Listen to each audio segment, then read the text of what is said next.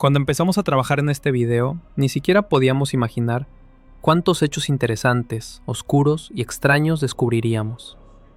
Cada nueva página de la historia despertaba preguntas cada vez más inquietantes. ¿Por qué nos ocultaron todo esto? ¿Y por qué lo siguen escondiendo incluso ahora? Créanme, lo que verán en este video los sorprenderá más de una vez. Por eso les recomiendo verlo hasta el final, porque allí conocerán lo más interesante y lo más impactante. Solo así podrán formarse su propia opinión sobre lo que durante tantos años se mantuvo en las sombras. Imagina a un anciano de más de 70 años, pequeño, de espalda encorvada, perdido dentro de una chaqueta demasiado grande. Está sentado en la presidencia solemne de la Universidad de Salamanca. Frente a él, un mar de uniformes, camisas azules, brazos alzados gritando consignas. Afuera, España arde en guerra. Dentro, el silencio pesa como plomo. De pronto, el viejo se incorpora, se agarra a la mesa para no caerse, mira de frente a los generales y pronuncia una frase que suena como un disparo moral. Venceréis, pero no convenceréis. En ese instante, él sabe que su tiempo ya no se mide en años, sino en semanas. Sabe que desafiar a esos hombres puede costarle la libertad o la vida. Y aún así, lo hace. ¿Cómo llegó un niño tímido de Bilbao, enamorado de los libros y de una chica llamada Concha, a convertirse en ese anciano que planta cara a la barbarie con nada más que su voz? Para entenderlo, tenemos que rebobinar el tiempo. Rápido. Porque el reloj de Miguel de Unamuno, desde el primer día, pareció avanzar siempre un poco más deprisa que el de los demás. Bilbao, 1864. Una ciudad portuaria, húmeda, de cielo gris y persistente, con olor a sal, carbón y madera mojada. En una casa cercana al casco viejo, nace Miguel de Unamuno y Hugo, un bebé más en una familia vasca, sin que nadie sospeche que su nombre terminará dando vueltas por las aulas, las plazas y las bibliotecas de medio mundo. Su padre, Félix, es un comerciante que ha hecho fortuna en América. Su madre, Salomé, una mujer profundamente religiosa, capaz de llenar la casa de rezos, susurros y silencios solemnes. En esa mezcla de dinero venido de lejos y fe arraigada, Miguel abre los ojos a un mundo que, desde el principio, mezcla lo concreto y lo eterno. Cuando Miguel tiene solo 6 años, la muerte entra sin pedir permiso. Su padre muere. El niño descubre demasiado pronto aquello que lo obsesionará toda la vida: el abismo entre estar y dejar de estar, entre hablar y callar para siempre. Imagina a ese pequeño Miguel, un niño flaco, con ojos enormes, pegado al marco de la puerta, mientras los adultos hablan en la habitación contigua, muy bajito. No entiende los detalles, pero entiende lo esencial. Papá no vuelve. Nunca. Esa certeza se le clava en la memoria como una espina que ninguna explicación religiosa logra arrancar del todo. Desde entonces, la idea de la muerte se convierte en su primer enemigo. No un enemigo visible, no un rival que se pueda señalar con el dedo, sino una sombra silenciosa que le respira en la nuca mientras crece. Al mismo tiempo, la propia ciudad se convierte en escenario de guerra. Durante el sitio carlista, Bilbao se llena de alarmas, disparos lejanos, explosiones. Para el pequeño Miguel, las sirenas de la guerra y las procesiones religiosas se mezclan en una sola sensación de miedo y solemnidad. Escucha historias de muertos, de héroes, de traiciones, de Dios y de patria. En su mente, la política no nace como un debate racional, sino como un ruido de fondo que amenaza con romperlo todo. Miguel crece entre 2 lenguas y 2 mundos: el euskera de la calle, de las abuelas, de los juegos, y el castellano de la escuela, de los libros, del futuro. Domina ambos, los mezcla, los saborea, y muy pronto entiende que las palabras no son solo herramientas, son armas, refugios, puentes y muros. Mientras otros sueñan con negocios, barcos y fábricas, él sueña con ideas. No quiere cargar cajas en el puerto, quiere cargar preguntas en la cabeza. No sueña con un gran almacén ni con un barco propio, sino con una biblioteca infinita. Y ahí aparece, silenciosa, una sombra que será su gran antagonista ideológico en estos primeros años: otro bilbaíno, Sabino Arana. Los dos son jóvenes, intensos, brillantes. Los dos aman a su tierra, pero la imaginan de manera opuesta. Para Miguel, el País Vasco debe encajar en una España regenerada, plural, pensante. Para Sabino, la patria vasca debe separarse, purificarse, aislarse del resto. Dos miradas que se cruzan sobre el mismo mapa, dos proyectos que no pueden abrazarse sin romperse. La rivalidad todavía no es un grito, es un murmullo, pero crece. A los 16 años, cuando muchos adolescentes apenas empiezan a entender quiénes son, Miguel ya ha tomado una decisión radical. Su arma será el pensamiento. Se embarca, no en un barco, sino en un tren, y viaja a Madrid para estudiar filosofía y letras en la Universidad Central. Quiere ser profesor de griego, ese idioma antiguo que suena a dioses, tragedias y destinos inevitables. Madrid lo golpea como una ciudad inmensa, ruidosa, caótica. Cafés llenos de humo, tertulias interminables, periódicos que lanzan ideas como balas, estudiantes exaltados que discuten sobre socialismo, anarquismo, fe, ciencia, progreso. Para un muchacho de Bilbao, acostumbrado al mar y a la niebla, la capital es un torrente inagotable. Unamuno entra en ese torbellino con una hambre feroz. Lee compulsivamente, escribe, discute. Cada libro que cae en sus manos no cierra una pregunta, abre 3 nuevas. Cuanto más lee, más se le multiplican las dudas. En su cabeza, la teología se cruza con la filosofía, la política con la literatura, la fe con la estadística. No hay casillas claras, todo se mezcla en un hervidero interior. Durante un tiempo, Miguel incluso se plantea ser sacerdote. La idea de consagrar su vida por completo a Dios parece darle un orden posible a ese caos mental. Imagina una vida de oración, estudio y servicio. Pero en Bilbao ha dejado algo, mejor dicho, alguien, que desbarata ese plan. Concepción Lizárraga. Concha. Su amor de juventud. El dilema no solo es espiritual, es tremendamente humano. Entre el llamado interior y el rostro concreto de Concha, el joven descubre que su fe no cabe en fórmulas simples. Finalmente, abandona la idea del sacerdocio, pero no abandona la pregunta por Dios. Eso, en él, nunca se abandona. Solo cambia de forma, se hace más dolorosa, más contradictoria, más urgente. Poco a poco se va dibujando un patrón. Cada vez que encuentra una solución total, la fe simple, la vocación religiosa, una doctrina bien cerrada, algo en su interior se revela y lo empuja de vuelta al conflicto. Es como si estuviera en una carrera contrarreloj contra su propio deseo de certeza. El tiempo, una vez más, corre en su contra. Cada año que pasa sin una respuesta sólida hace que la angustia crezca. Tras obtener el doctorado, Miguel regresa al País Vasco. No vuelve como un hijo que regresa al hogar para acomodarse, sino como un joven intelectual armado con lecturas, reflexiones y una pregunta obsesiva. ¿Qué significa ser español, ser vasco, ser alguien en medio de este caos? Empieza a escribir en periódicos, a dar clases, a intervenir en debates públicos. Su nombre empieza a sonar en ciertos círculos. No es todavía una figura nacional, pero ya es un personaje incómodo en su entorno. Cuando habla, no repite los tópicos de siempre, los cuestiona. Es entonces cuando la rivalidad latente con Sabino Arana adquiere un rostro concreto. Ambos se presentan a un concurso para una cátedra de lengua vasca en el Instituto de Bilbao. Los dos quieren ese puesto, y los dos saben que se juegan algo que va mucho más allá de un sueldo. En esa cátedra se decide, simbólicamente, el uso del euskera en la enseñanza, pero también el tipo de proyecto cultural que se impondrá. Miguel ve en esa cátedra la posibilidad de demostrar que se puede amar lo vasco sin romper con España, que el euskera puede ser una riqueza dentro de un proyecto nacional más amplio. Sabino, en cambio, la concibe como un bastión para su nacionalismo radical, un paso más hacia una identidad exclusiva y separada. La escena podría filmarse al detalle.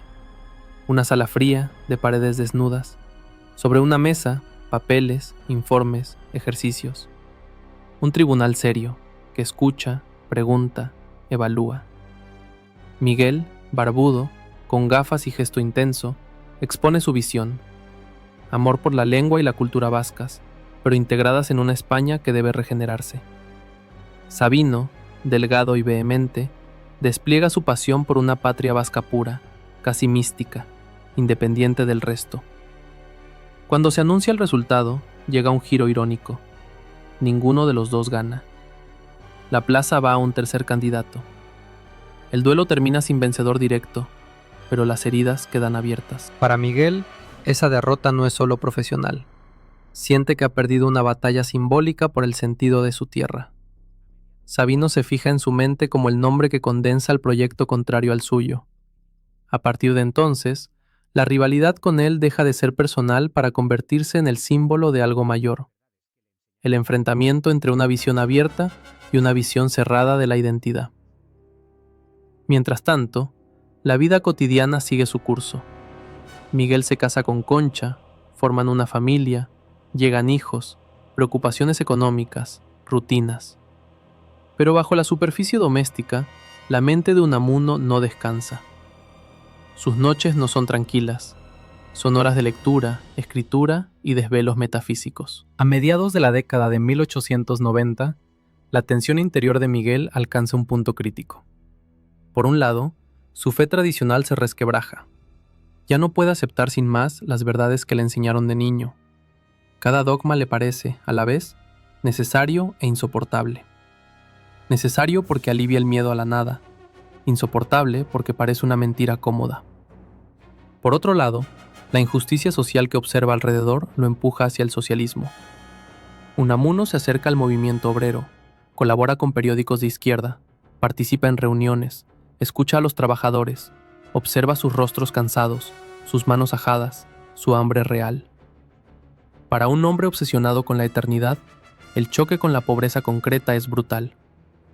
Le resulta imposible hablar de almas inmortales sin pensar en estómagos vacíos. Durante algunos años llega incluso a afiliarse al Partido Socialista. Allí encuentra una nueva fe, la fe en el hombre, en la posibilidad de construir un mundo más justo a través de la acción colectiva.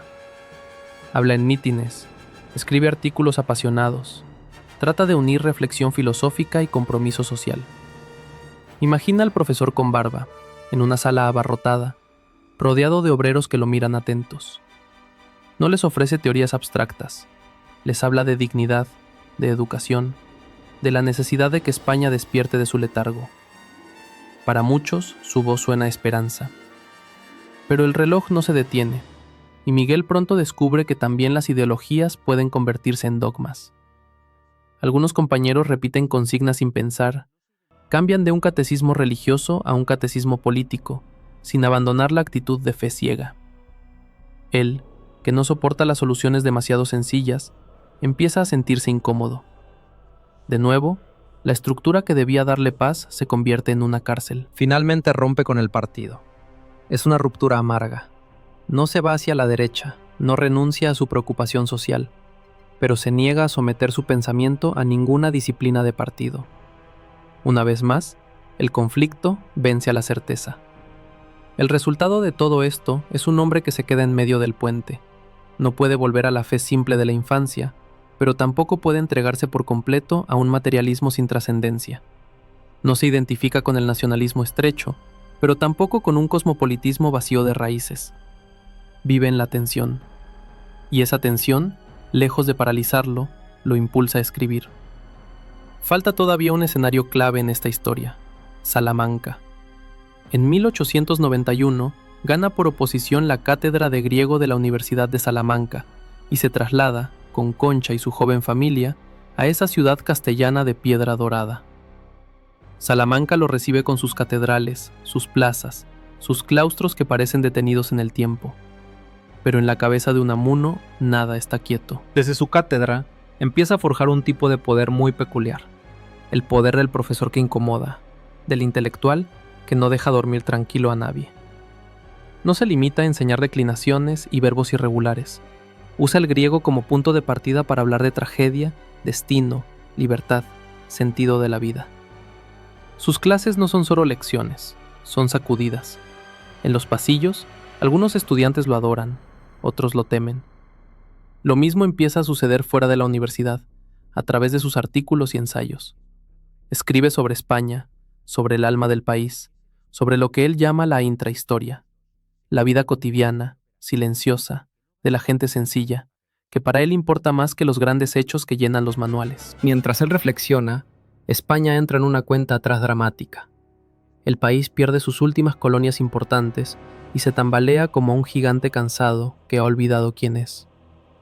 Una nueva generación de escritores y pensadores se levanta para preguntarse qué ha fallado, qué es exactamente ser español. Unamuno se convierte en una de las voces más potentes de ese grupo. No ofrece consuelo, ofrece inquietud. En el año 1900, su influencia se hace oficial. Es nombrado rector de la Universidad de Salamanca. Ese despacho, con vistas a los patios vetustos, se convierte en el centro de operaciones de un hombre que no va a limitarse a firmar papeles. Unamuno entiende la universidad como un corazón que bombea ideas, no como una fábrica de títulos. Desde esa posición, comienza una carrera silenciosa contra el tiempo. Siente que España se le deshace entre las manos, que la mediocridad, la rutina y el miedo ganan terreno. Escribe más, habla más, pelea más.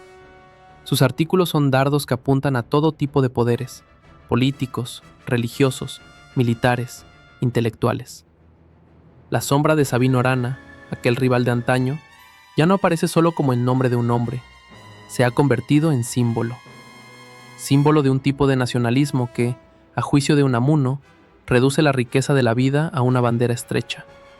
En realidad, Miguel está compitiendo con varias figuras a la vez, con los nacionalismos cerrados, con los dogmas de partido, con los fanatismos religiosos, con los eslóganes vacíos. Su contrincante es múltiple, y mientras discute, escribe, provoca, escandaliza, el reloj sigue avanzando. Faltan 36 años para aquella tarde de octubre en Salamanca. 36 años para que este rector ya anciano se levante ante una multitud hostil y pronuncie la frase que lo convertirá en símbolo de resistencia moral. Lo que viene a continuación será la historia de cómo ese profesor de griego, que quiso ser sacerdote y militante socialista, terminará convertido en enemigo incómodo de dictadores, de fanáticos y también de muchos oportunistas. Y de cómo, en esa lucha contra todos, el tiempo seguirá corriendo en su contra, minuto a minuto, hasta arrinconarlo contra el límite más duro de todos, el de su propia vida. Imagina a Miguel de Unamuno caminando solo por el claustro de la Universidad de Salamanca. Muy temprano, cuando todavía no hay estudiantes y las piedras parecen susurrar. Lleva al cuello la pesada medalla de rector que brilla al amanecer. Es un símbolo de prestigio, de poder académico, pero para él empieza a sentirse como un reloj colgado del cuello.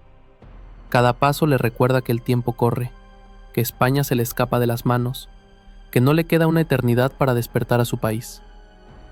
No es un político en el sentido clásico.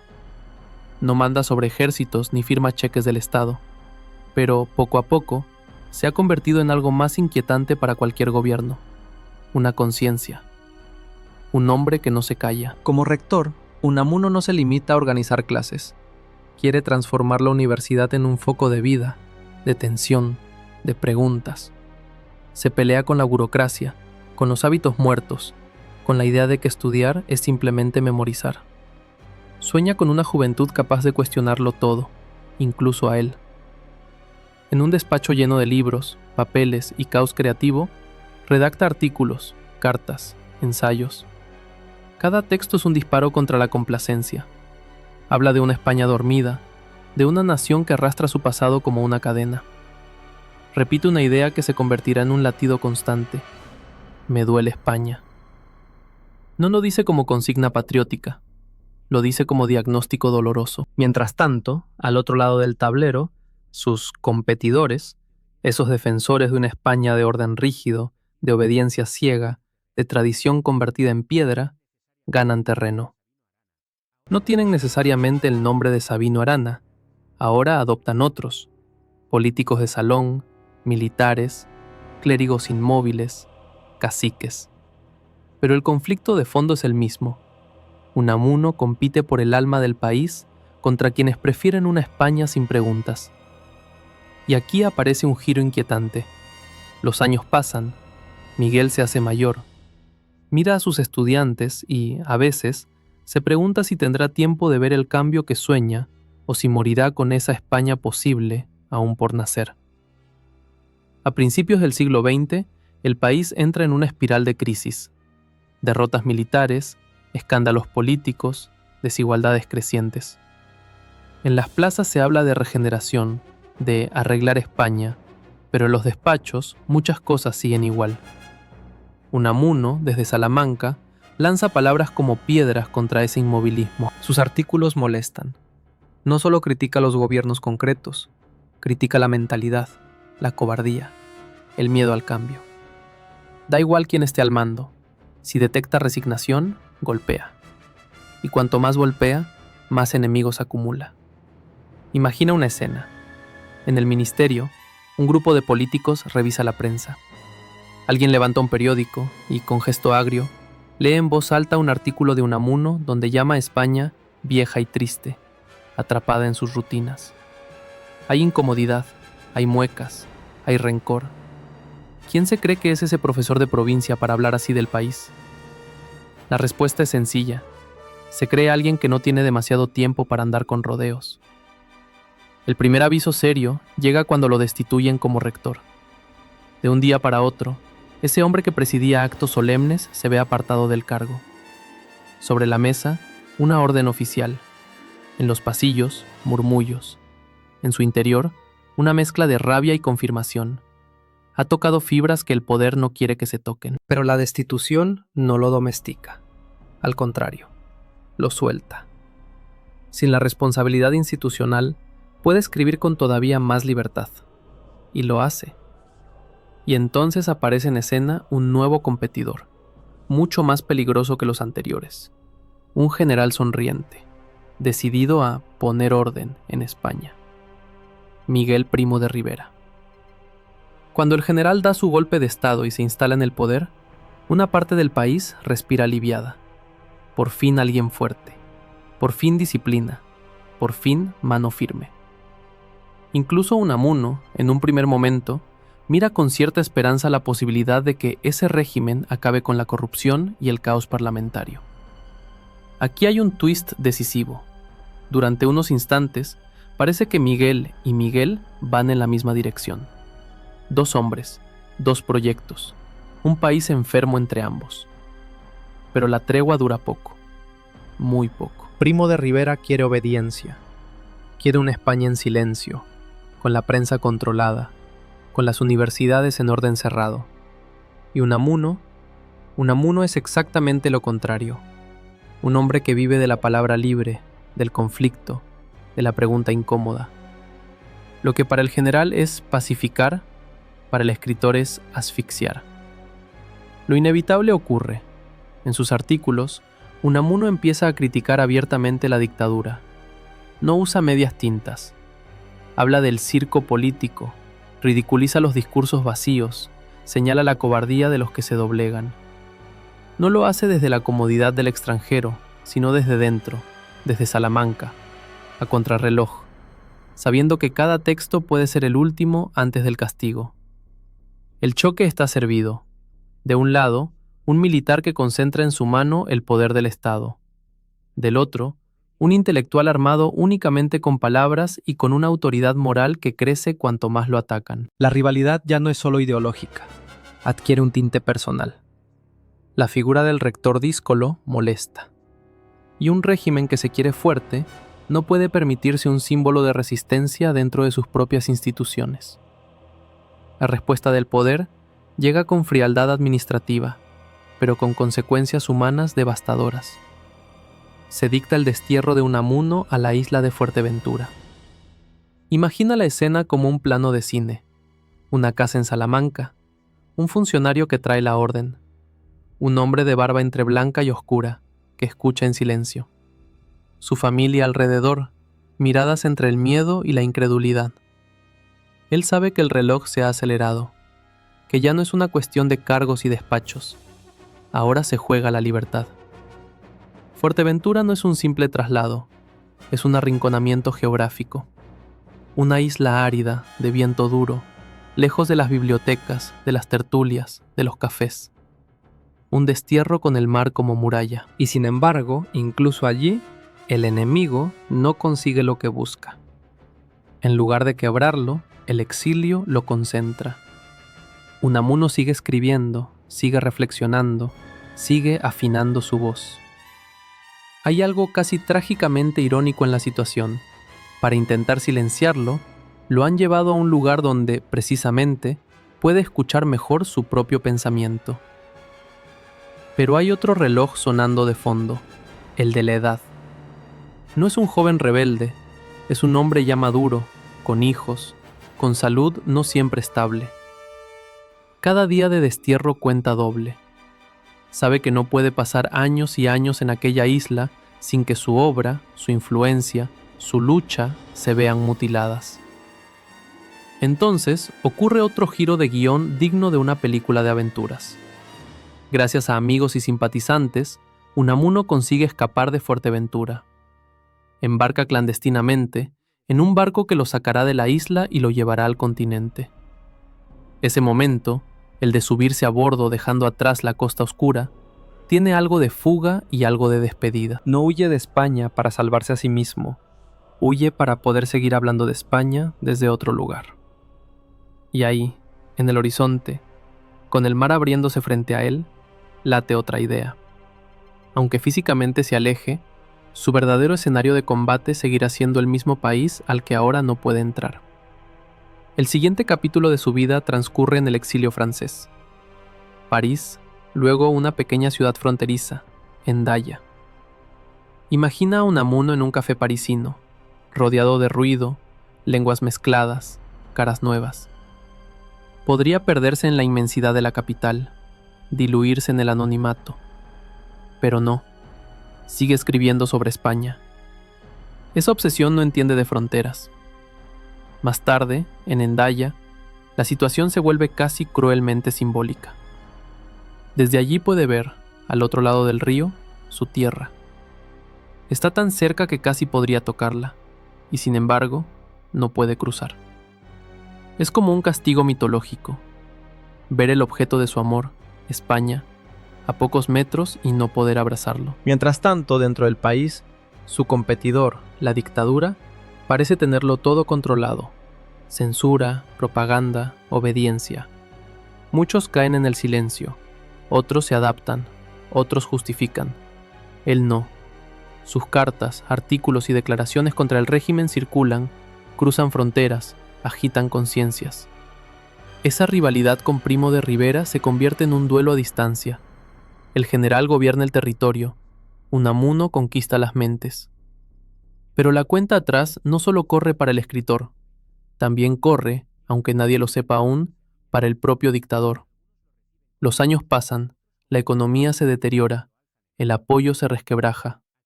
El régimen, que se creía eterno, empieza a mostrar grietas. Y llega el momento del colapso. La dictadura cae. El hombre que lo desterró pierde el poder. El competidor que había parecido invencible se derrumba. Es un giro dramático.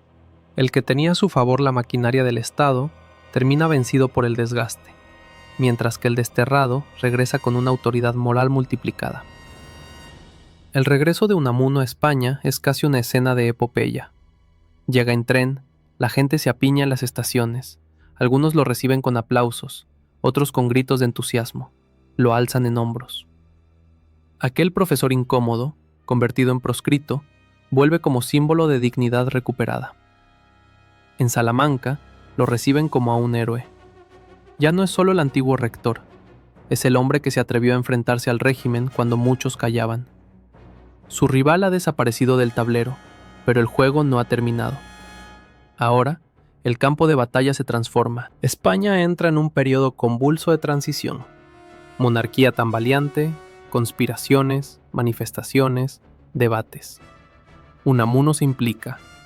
Habla en mítines, participa en actos públicos, apoya la idea de una nueva España construida sobre bases republicanas, laicas, más justas.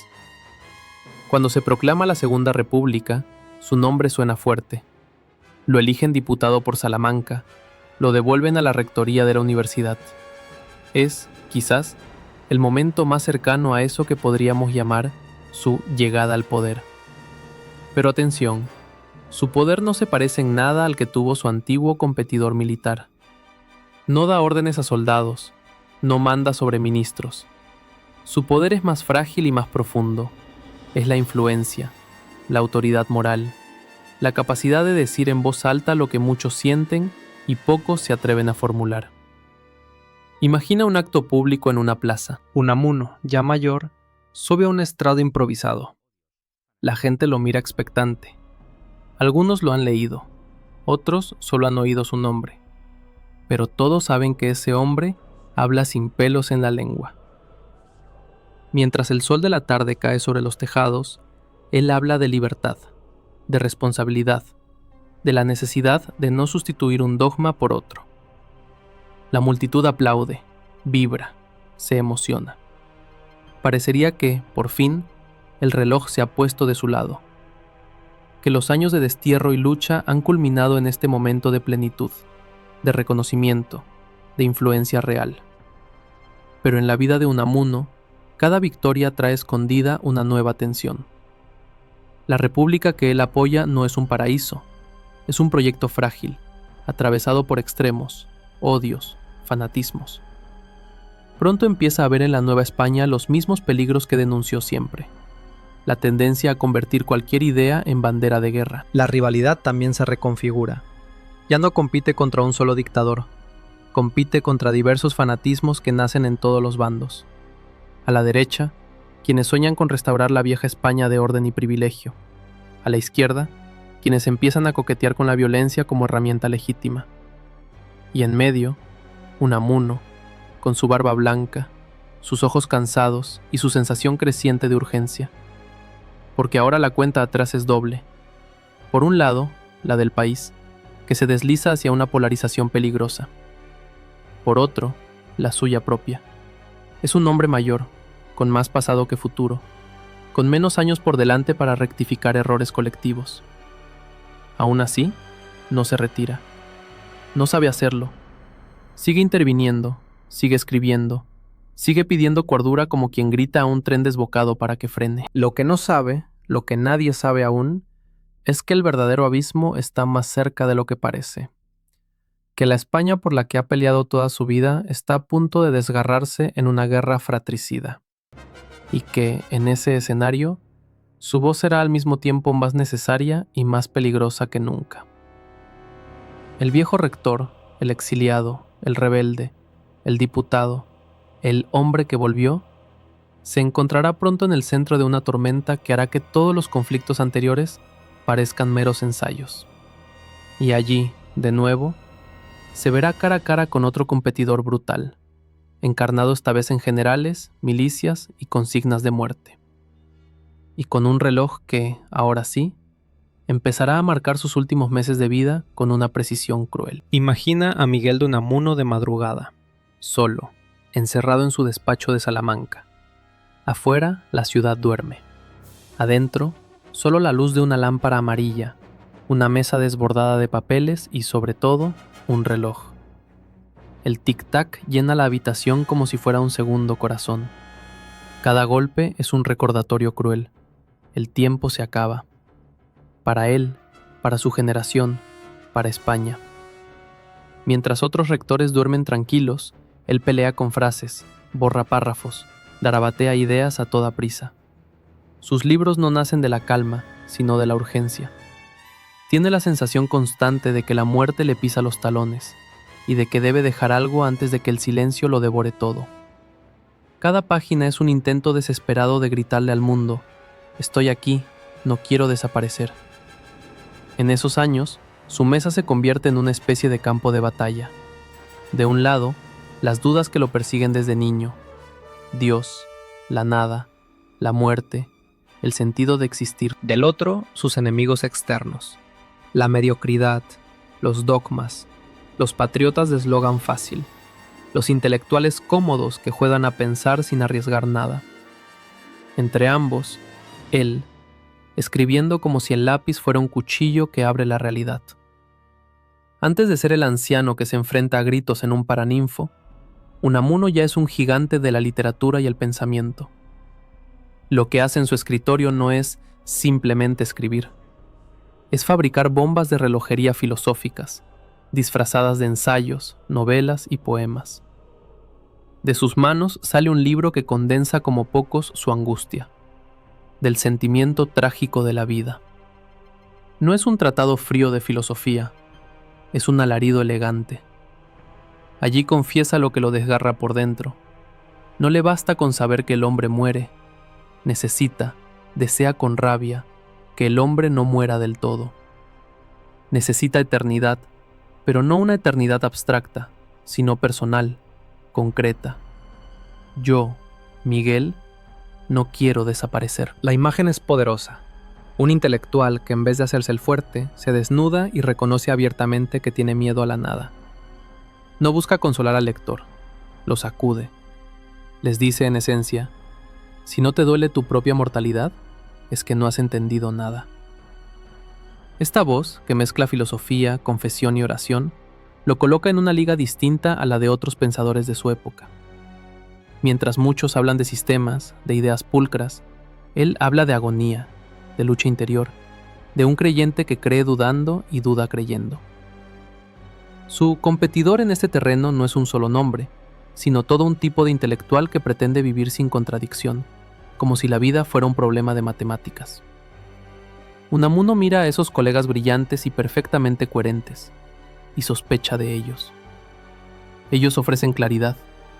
Él ofrece la verdad fea y temblorosa de un corazón que no encuentra paz. En el fondo, siente que compite con ellos por la influencia sobre las generaciones jóvenes.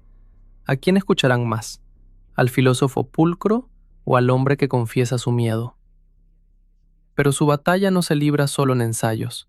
También entra en la ficción, y ahí despliega uno de sus mayores golpes de efecto, sus nivolas, esas novelas raras que parecen hechas para romper todas las reglas. En Niebla, por ejemplo, crea a Augusto Pérez, un personaje que un día decide subir hasta el despacho de su autor para protestar por el destino que le ha sido asignado. Imagina la escena. Un personaje de ficción, con traje, bastón y mirada confundida, se planta frente a Unamuno y le dice en esencia, no quiero morir, no acepto que tú, autor, decidas por mí. De repente la relación entre Dios y el hombre se convierte en la relación entre escritor y personaje. El mundo entero se vuelve un tablero donde alguien, desde arriba, decide cuándo nos vamos. Y el personaje, como cualquier ser humano, se revela. Es una metáfora brutal de su propia lucha con Dios. Él también increpa al autor de su vida, le discute, le exige, se niega a ser solo un muñeco. Con gestos como este, Unamuno rompe el molde de la novela tradicional. No le interesa el realismo pulcro, ni la intriga bien armada. Le interesa usar la ficción para poner el dedo en la llaga metafísica. Cada escena es un espejo deformado que devuelve al lector su propia angustia. Muchos críticos se incomodan. ¿Qué género es este? ¿Es novela? ¿Es teatro? ¿Es filosofía? Precisamente ahí está una de sus grandes conquistas. Negarse a entrar en cajones. Como siempre, su rival es la clasificación fácil. El crítico que quiere etiquetarlo todo. El lector perezoso que busca entretenimiento sin sobresaltos. Frente a ellos, Unamuno escribe como quien lanza un cubo de agua fría a la cara del que dormita. Y cuando parece que ya ha dicho todo, llega otro de sus golpes más profundos. San Manuel Bueno, mártir. Un pueblo de montaña, una iglesia sencilla, un lago oscuro en el que se refleja el cielo. En medio de ese escenario, un párroco, Don Manuel, el cura que todos adoran porque consuela, ayuda, se desvive por sus vecinos. Es el alma buena del pueblo, pero guarda un secreto espantoso. Él mismo ha perdido la fe en la vida eterna. La imagen es de una potencia cinematográfica. Un sacerdote que cada domingo habla de cielo ante un altar, y que por dentro oye solo silencio. Se asoma al lago y ve en su superficie no el reflejo de Dios, sino el abismo de la nada.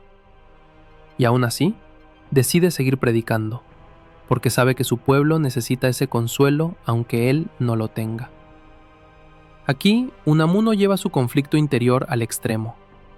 Se pregunta si es más importante la verdad desnuda o la esperanza colectiva. Si es mejor decir, no sé si hay nada después de la muerte, o mantener la ilusión que sostiene la vida de los demás. Don Manuel compite, en el corazón de la novela, con otro personaje, Lázaro, el hermano incrédulo que poco a poco entiende la tragedia del cura y acaba guardando el secreto. Es otro tipo de rivalidad. Ya no se trata de enemigos políticos visibles, sino de personajes que representan distintas respuestas ante el vacío. Y detrás de ellos, como sombra alargada, está el propio Unamuno, probando en la ficción alternativas a su propio desgarro. El éxito de estas obras traspasa Salamanca, traspasa España. Su nombre empieza a sonar como el de un raro profeta laico de la angustia moderna. No ofrece soluciones sencillas, pero señala como pocos el agujero en el centro de la existencia humana. Sus libros circulan, se discuten, se traducen. Mientras tanto, su escritorio sigue siendo un ring donde combate cada noche. En paralelo a su trabajo literario, su figura pública crece. Lo invitan a dar conferencias, a escribir prólogos, a participar en debates. En muchos foros, su presencia se convierte en un acontecimiento. No habla como profesor distante, habla como alguien que está en llamas. Muchos jóvenes lo buscan como maestro. Algunos llegan a Salamanca casi como quien va en peregrinación. Quieren verlo, escucharlo, ser tocados por esa mezcla de sabiduría y rabia. Pero también aquí surge una nueva tensión. Algunos discípulos idealizan a Unamuno, quieren convertirlo en estatua, en santo laico. Él detesta eso. No quiere seguidores dóciles. Quiere interlocutores que piensen por sí mismos, que le lleven la contraria. En su mente se abre otra carrera contrarreloj. Siente que debe contagiar a cuantos pueda antes de que los fanatismos, de derechas o de izquierdas, se los arrebaten. Sabe que, en cafés, universidades y sindicatos, otras voces compiten por esas mismas mentes jóvenes. Voces que ofrecen certezas absolutas, consignas claras, enemigos definidos. Frente a eso, él solo tiene preguntas y paradojas que duelen. Y llegó un punto en que la propia España se convirtió en una enorme aula en guerra. Discursos cruzados, polarización, odio creciente.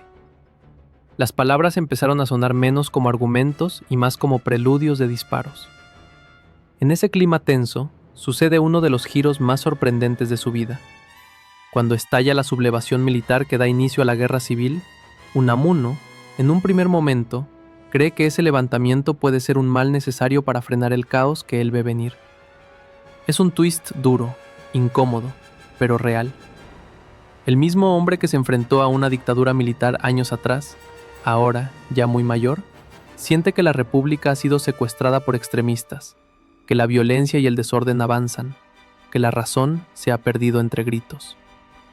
Y esos generales que se alzan en armas, al principio, se presentan como salvadores del orden, como cirujanos que extirparán la gangrena. Por primera vez parece alinearse, aunque sea parcialmente, con quienes pronto serán sus enemigos más feroces.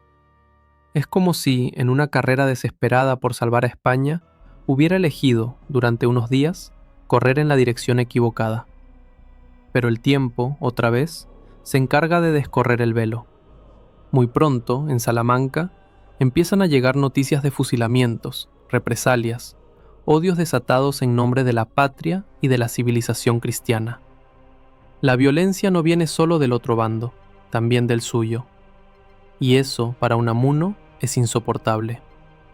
Imagina a ese anciano caminando por las calles de Salamanca, viendo banderas, saludos militares, camisas azules, oídos cerrados. Muchos de sus conocidos, antiguos alumnos, colegas, se alinean con el nuevo poder, hablan de cruzada, de purificación a sangre y fuego. Él escucha esas palabras y siente que algo se rompe por dentro. El viejo competidor vuelve a tener rostro. Ya no es Primo de Rivera, ya no es Sabino Arana. Ahora la figura que se alza frente a él, en Salamanca, es la del general Millán Astray, fundador de la Legión, símbolo de un patriotismo gritado, violento, que prefiere el muera la inteligencia al razonamiento. Dos Españas encarnadas en dos hombres mayores, ambos con pasado militar o intelectual, ambos incapaces de entenderse. La tensión sube día a día. Unamuno ha sido nombrado de nuevo rector, esta vez por el nuevo poder sublevado, como una especie de trofeo oculto que legitime su causa. Pero ellos quieren un rector obediente, decorativo. Lo que obtienen, en cambio, es un anciano cada vez más indignado por los abusos que ve. Los rumores se disparan, que ha protestado por los asesinatos, que ha firmado cartas defendiendo a personas perseguidas, que ha criticado la brutalidad del propio bando. Sus palabras corren por la ciudad como chispas. Los falangistas empiezan a verlo no como aliado, sino como traidor. Las miradas que recibe en la calle ya no son de respeto, sino de odio contenido. Y el reloj no perdona. Tiene más de 70 años. La guerra acaba de empezar. Salamanca se ha convertido en capital simbólica de los sublevados. No es difícil imaginar lo que podría pasarle a un anciano insolente que se atreva a cuestionar la épica bélica en su propia casa. Pero llega el Día de la Raza, 12 de octubre de 1936. Un acto solemne en el Paraninfo de la universidad. Banderas, uniformes, discursos inflamados. Millán Astray está presente, junto a la esposa del general Franco, Carmen Polo, y otros jerarcas. Es el escenario perfecto para celebrar la nueva España. Unamuno como rector preside el acto. Se supone que su papel es protocolario, casi decorativo. Debe sonreír, asentir, quizá pronunciar unas palabras amables. Ser el intelectual domesticado que legitima con su presencia el espectáculo patriótico. Pero él llega a esa sala sabiendo que se le agota el tiempo. No solo el histórico, también el personal.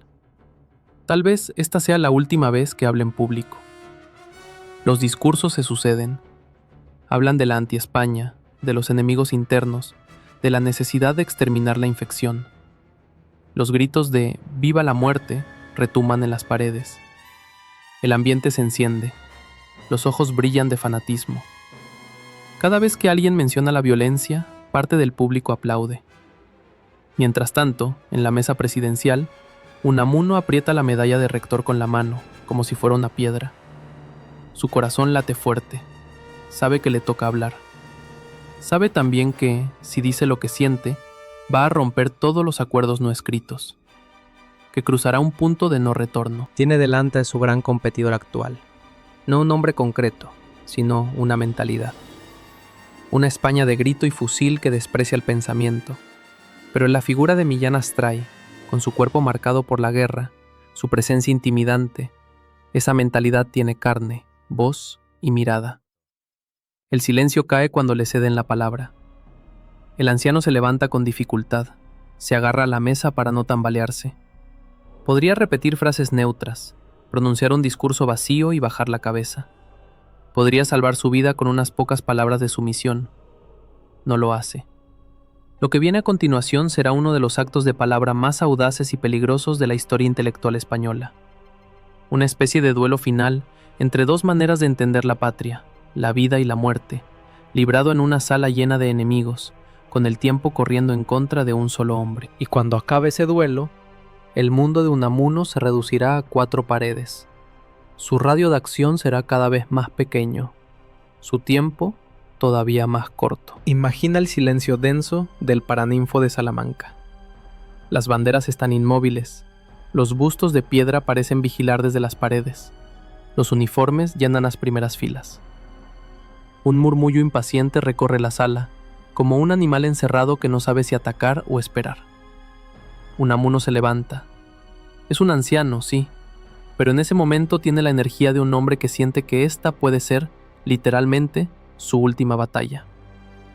Se agarra con una mano a la mesa para no perder el equilibrio. Con la otra, se sostiene la medalla de rector, como si fuera un recordatorio del peso de la responsabilidad.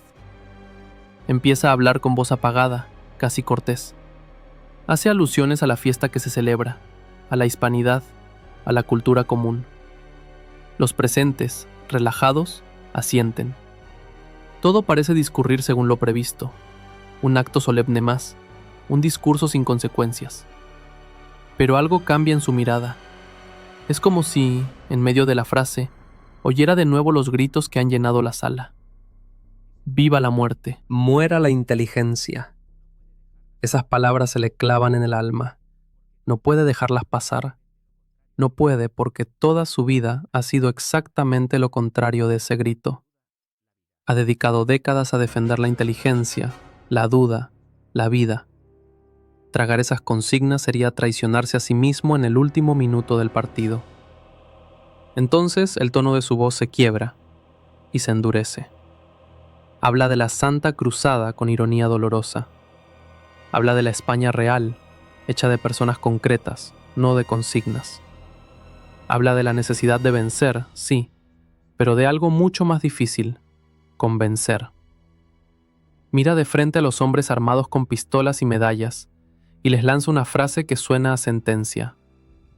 Venceréis, porque tenéis sobrada fuerza bruta, pero no convenceréis, porque para convencer hay que persuadir, y para persuadir hace falta algo que vosotros no tenéis: razón y derecho. De pronto la sala se vuelve volcánica. Hay gritos, insultos, amenazas. Unos se levantan, otros intentan callarlo. Millán Astray, el general mutilado, símbolo del viva la muerte, vocifera. La tensión es tan alta que parece que una sola palabra de más puede desatar una violencia irreversible ahí mismo, entre columnas y bancos universitarios. Unamuno sabe que está caminando sobre una cuerda floja tendida sobre un abismo. Sabe que cada palabra puede ser la última. Pero continúa. Señala a Salamanca como cuna del espíritu, del pensamiento, de la cultura, y advierte que puede convertirse en la patria de Caín si sigue alimentando el odio fratricida. En esa frase, España entera queda reducida a dos hermanos que se matan. Ahí, en ese instante, el reloj biográfico de Unamuno da un salto. Ya no es el rector, ya no es el intelectual influyente, es un hombre solo, rodeado de enemigos armados, jugándose la vida a una carta de palabras. No hay aplausos, solo ruido. Algunos lo insultan, otros lo miran con miedo, otros con admiración silenciosa. Carmen Polo, la esposa de Franco, interviene para sacarlo de allí. Lo toman del brazo, casi lo arrancan de la mesa presidencial y lo escoltan hacia la salida. Esa caminata lenta hacia la puerta es casi una marcha al patíbulo intelectual. Sale del Paraninfo sabiendo que, con ese discurso, ha firmado su sentencia. No sabe exactamente cuál será el castigo. Lo que sí sabe es que el tiempo que le queda acaba de reducirse brutalmente.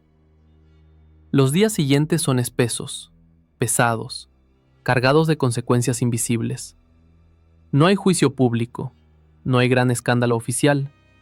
Lo que hay es algo más silencioso y, para su vida, más devastador: la expulsión del rectorado, la retirada de todos sus cargos y un confinamiento de hecho en su propia casa. Su mundo se reduce de golpe a unas pocas habitaciones. La Salamanca que antes recorría a diario, aulas, claustros, cafés, plazas, se queda detrás de los cristales de sus ventanas. No está en una cárcel con barrotes, pero la vigilancia es real. Es un anciano encerrado en su propia ciudad, convertido en un incómodo secreto. Imagina sus mañanas. Se despierta temprano porque el sueño ya no le protege del todo. Se viste con la misma rutina de siempre, se acaricia la barba ante el espejo, baja a su despacho. Pero ya no hay clases que preparar, ni actos que presidir, ni estudiantes esperando.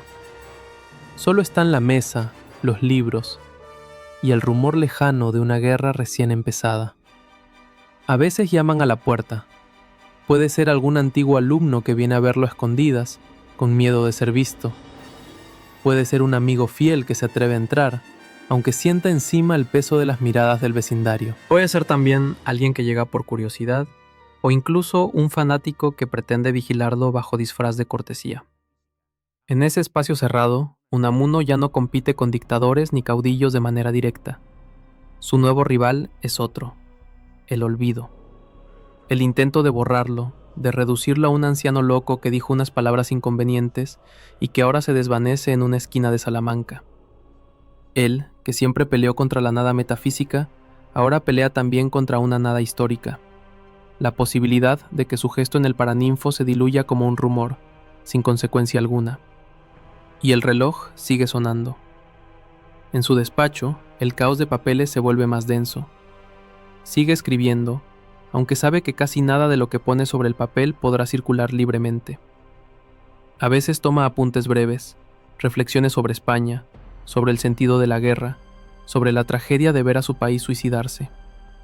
Otras se queda en silencio, mirando la nada, con la pluma inmóvil en la mano. El contraste entre su vida interior y su vida exterior no puede ser más feroz.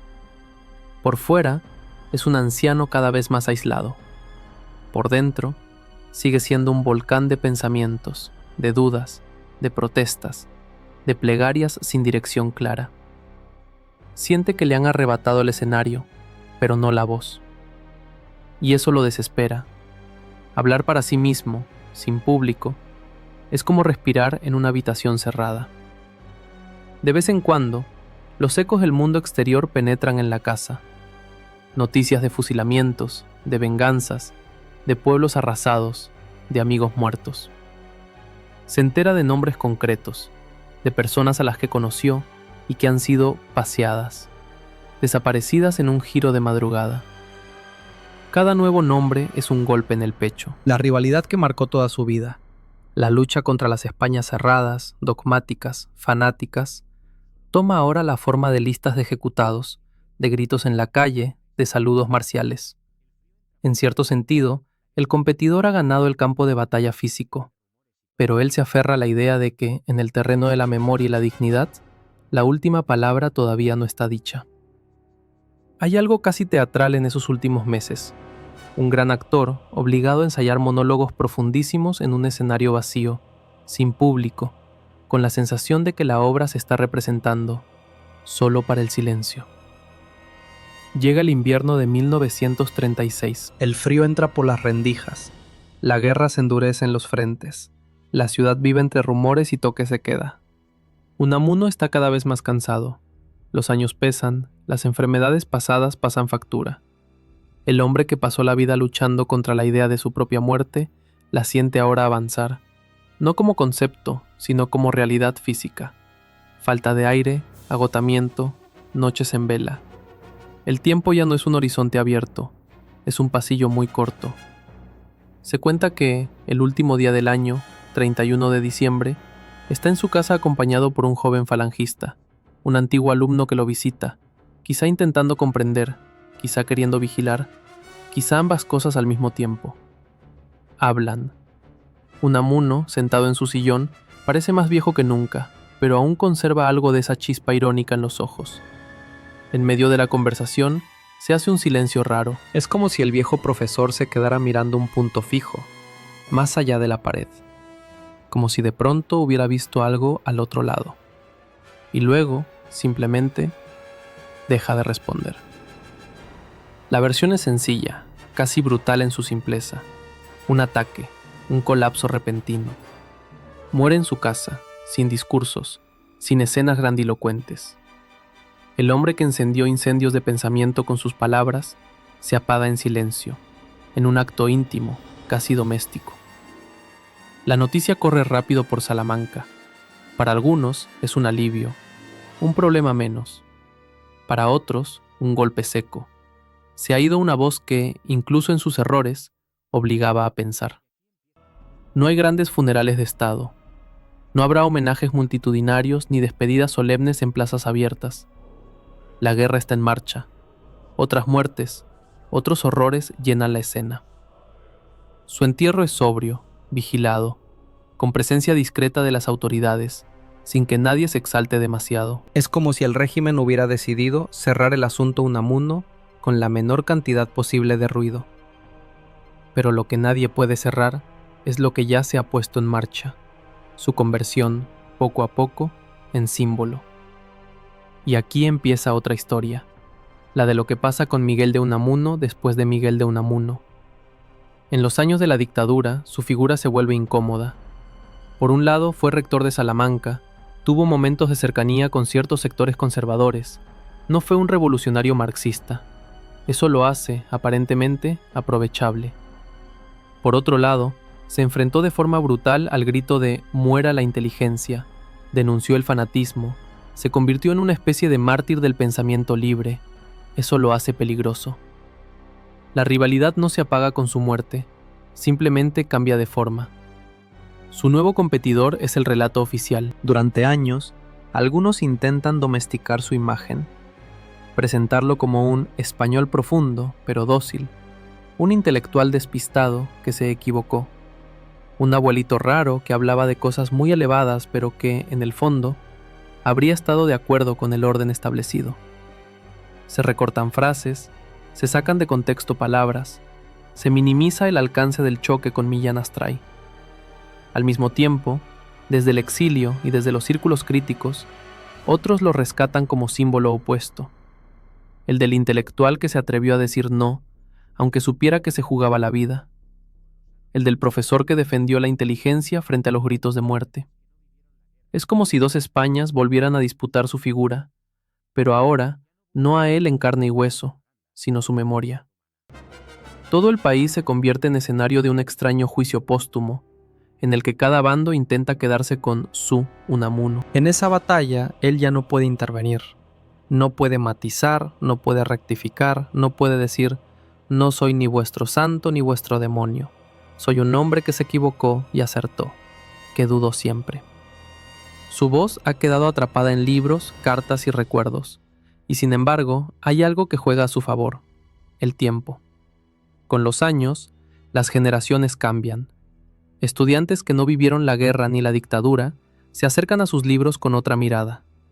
Ya no buscan propaganda ni contrapropaganda, buscan verdad humana. Abren del sentimiento trágico de la vida y se encuentran con un hombre que teme a la nada igual que cualquiera. Leen San Manuel Bueno, mártir, y reconocen, en ese cura que duda, algo muy contemporáneo: la dificultad de creer, la necesidad de sentido, el conflicto entre verdad y consuelo. Su rival, el olvido, pierde terreno frente a la fuerza de esas páginas. No importa cuántas estatuas se levanten o no se levanten, cuántas calles lleven o no lleven su nombre. Lo que mantiene a Unamuno vivo son esas frases que parecen latir cuando se leen en voz alta. En universidades, institutos, clubes de lectura, se sigue discutiendo con él. No es un autor para leer de forma neutral, es alguien que provoca, que obliga a tomar postura. Incluso quienes no están de acuerdo con sus ideas sienten que no pueden simplemente pasar de largo. Su legado se vuelve múltiple. Para algunos, es el gran escritor existencial español, precursor de las angustias del siglo XX. Para otros, es el intelectual que encarna la responsabilidad moral de la palabra frente al poder. Para otros, es el español que condensó como nadie la frase «Me duele España», con todo lo que eso implica de amor y de frustración. Esa multiplicidad, esa resistencia a ser reducido a un eslogan, es precisamente lo que hace que siga siendo contemporáneo. En un mundo que tiende a simplificarlo todo en blanco y negro, Unamuno aparece como una figura incómoda, contradictoria, cambiante, siempre en tensión. Imagina, décadas después, una clase en cualquier universidad de habla hispana. Un profesor joven explica a sus alumnos quién fue Miguel de Unamuno. Habla de Bilbao, de Salamanca, del exilio, del Paraninfo, de la famosa frase «venceréis, pero no convenceréis». Los estudiantes toman notas, algunos se aburren, otros sienten que ahí hay algo que les toca. Uno de ellos, esa noche, abre por curiosidad un libro del viejo Miguel. No entiende todo, pero un par de frases le hacen un nudo en la garganta. Piensa en su propia vida, en sus propios miedos, en su propia sensación de estar corriendo contra el reloj.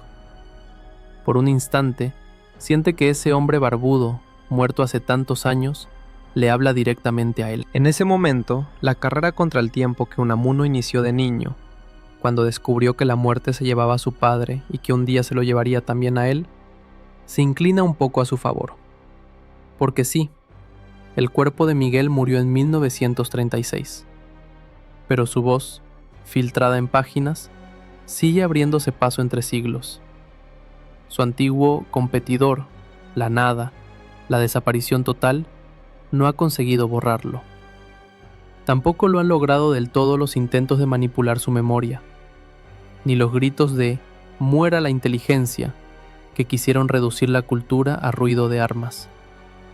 Cada vez que alguien pronuncia su nombre, que alguien se indigna recordando aquello de «venceréis, pero no convenceréis», que alguien se siente reflejado en la duda de San Manuel o en la rebeldía de Augusto Pérez, Unamuno gana otro pequeño asalto en esta pelea larga contra la desaparición. Si rebobinamos toda su vida como si fuera una película, el arco es nítido y brutal. Un niño que pierde a su padre demasiado pronto y que empieza a temer a la nada. Un joven vasco que compite con otros proyectos de patria, que se enfrenta a la tentación de los dogmas políticos y religiosos. Un profesor que convierte la universidad en trinchera de pensamiento. Un rector destituido, un exiliado que escapa de una isla lejana para seguir hablando de España. Un anciano que, en el borde mismo de su vida, se planta ante una sala llena de uniformes y grita, a su manera, que la razón y la decencia no pueden ser fusiladas tan fácilmente. Y finalmente, un muerto que se niega a desaparecer del todo, que sigue respirando a través de sus libros, de sus frases, de las conciencias que ayudó a despertar y que aún despierta. El límite de tiempo que tanto la atormentó, la certeza de su propia muerte física, no se borró. Murió, como todos. Pero algo en él se las arregló para derrotar parcialmente a ese gran competidor. La nada no se lo tragó por completo. Lo que dijo, lo que escribió, lo que se atrevió a hacer cuando el miedo apretaba en la garganta, quedó. Y así, cada vez que alguien, en cualquier lugar, frente a cualquier poder que quiere imponerse solo por la fuerza, murmura para sí: venceréis, pero no convenceréis. En algún sitio, muy lejos del Paraninfo de 1936, la voz de Unamuno vuelve a levantarse, encorvada pero firme, para seguir dando la batalla que nunca quiso abandonar.